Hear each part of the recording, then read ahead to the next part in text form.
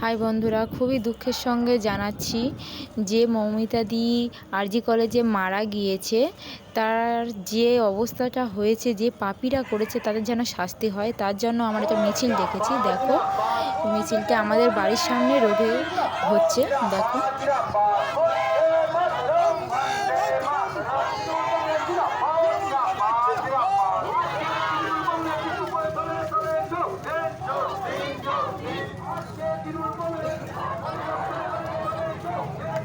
তো দেখলে বন্ধুরা, আমাদের এখানে মিছিল ডাকা হয়েছে, রোড শো হচ্ছে।